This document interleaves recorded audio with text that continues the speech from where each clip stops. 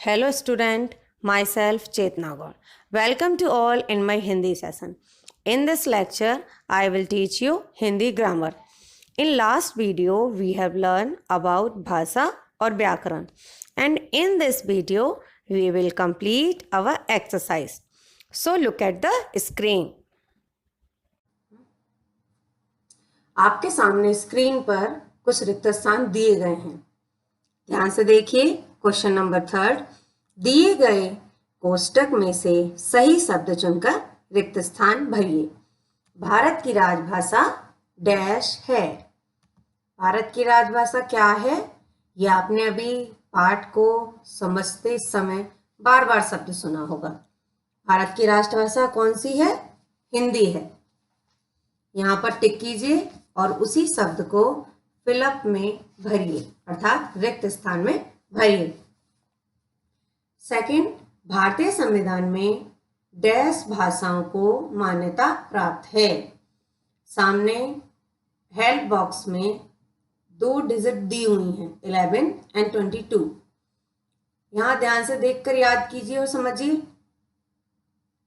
कौन सी डिजिट आपको यहाँ भरनी है, कौन सी संख्या को आपको यहाँ फिल करना है.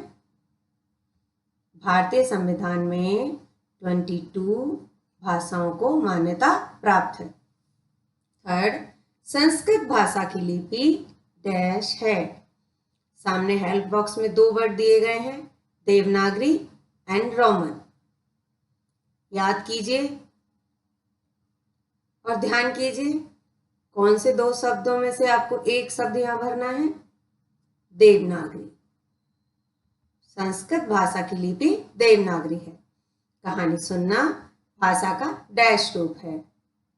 सामने हेल्प बॉक्स में 2 शब्द दिए गए हैं, लिखित और मौखिक. कहानी आप भी अपने माता पिता से, दादी बाबा से, नानी नाना से घर पर सुनते होंगे. कहानी सुनाना भाषा का कौन सा रूप है? मौखिक. फिफ्थ, व्याकरण को डैश भागों में बांटा गया है. कितने भागों में बांटा गया है? 3 या 5? आपके हेल्प बॉक्स में सामने 2 वर्ड दिए गए हैं. Oh very good.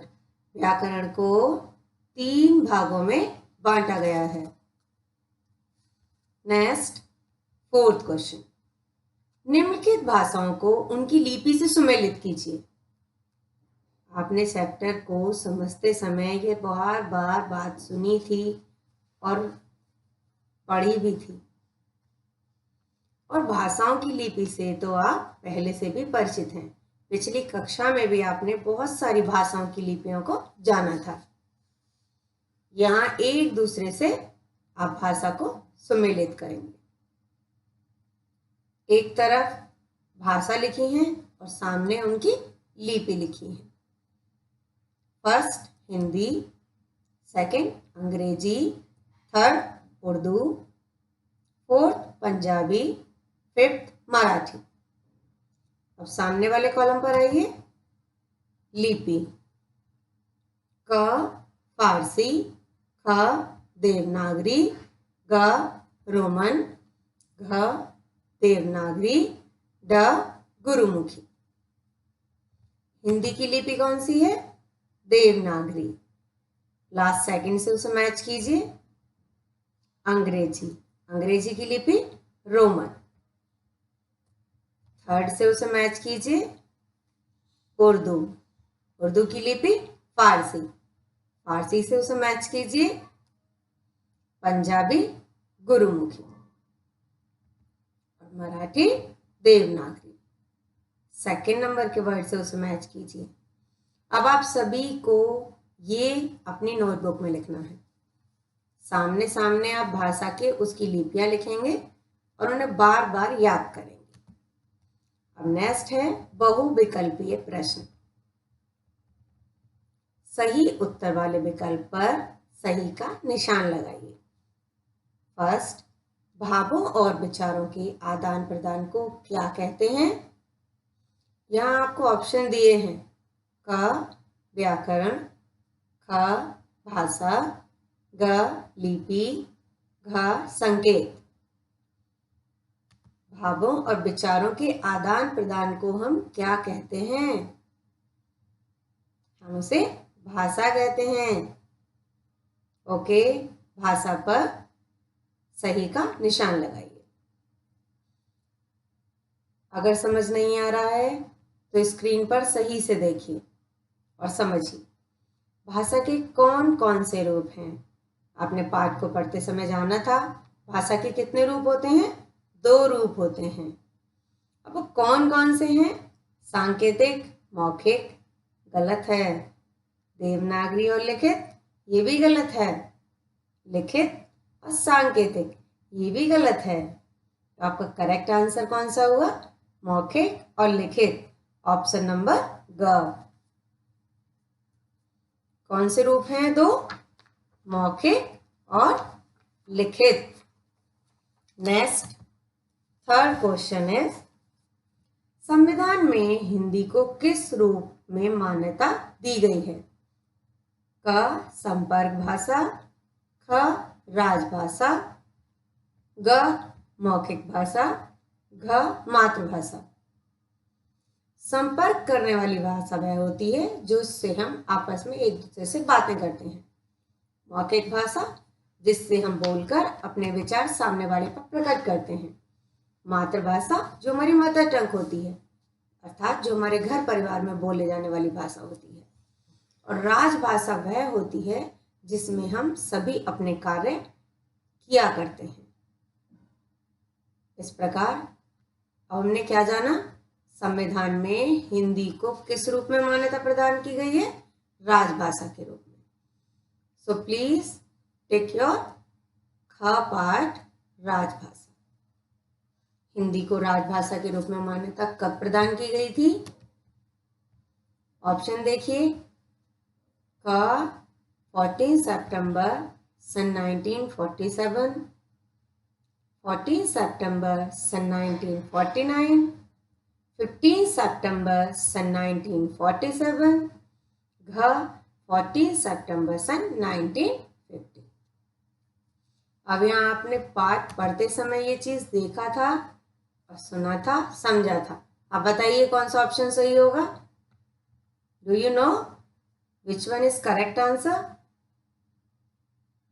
ऑप्शन ख is correct option. So please take it your answer. Punjabi भाषा की लिपि क्या है?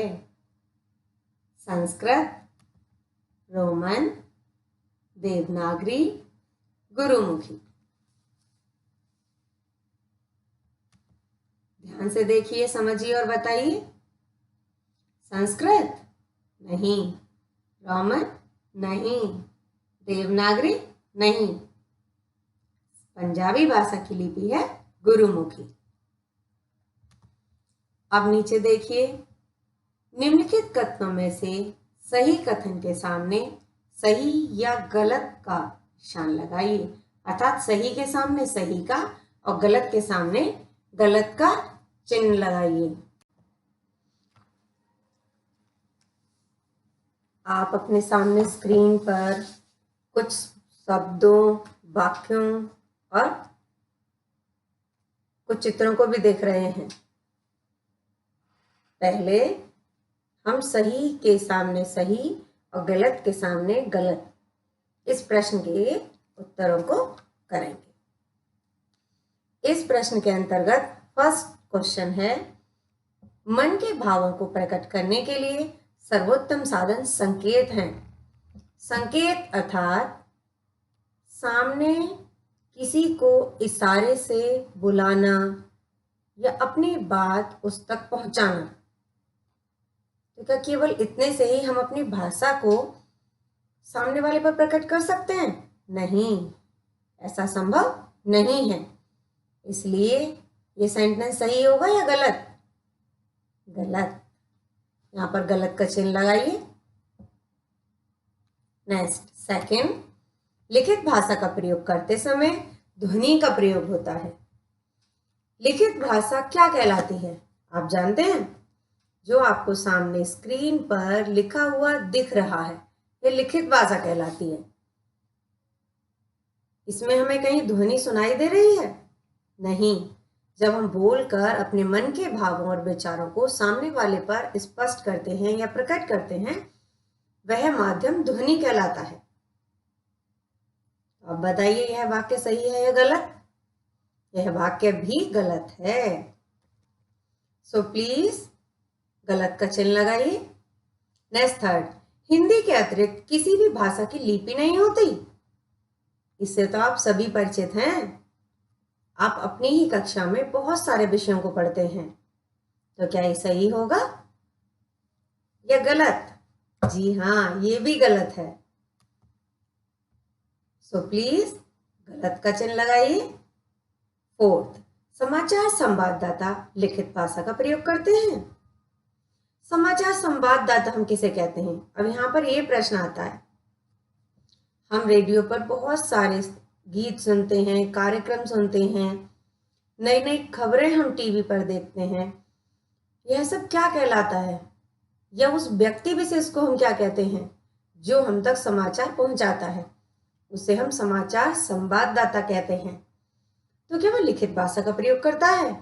नहीं, वह मौखिक भाषा का प्रयोग करता है। तो आप बताइए, क्या यह वाक्य सही है या गलत? हाँ जी, यह वाक्य भी गलत है। नेक्स्ट फिफ्थ, रेडियो पर मौखिक भाषा का प्रयोग होता है। बिल्कुल सही, रेडियो पर हम मौखिक भाषा का प्रयोग करते हैं और हमें भी जो भाषा सुनाई देती है वह भी मौखिक ही भाषा होती है। तो आपका वाक्य सही है या गलत? वेरी गुड, यह आपका वाक्य है सही। अब नेक्स्ट क्वेश्चन को हम कंप्लीट करेंगे। चित्र देखकर रिक्त स्थान की पूर्ति कीजिए। अब यहाँ आपकी स्क्रीन पर आपको कुछ चित्र दिख रहे हैं। पहले चित्र में अध्यापक पढ़ा रहे हैं। तो आप बताइए, वह कौन सी भाषा प्रयोग कर रहे हैं? वह मौखिक भाषा प्रयोग कर रहे हैं। यहाँ आप मौखिक भरेंगे। पीछे पाठ से देखें और ध्यान से भरें। पंडित जी मंत्रों का उच्चारण कर रहे हैं। वे कौन सी भाषा का प्रयोग कर रहे हैं? मौखिक भाषा का प्रयोग कर रहे हैं। Do you know how to write मौखिक भाषा?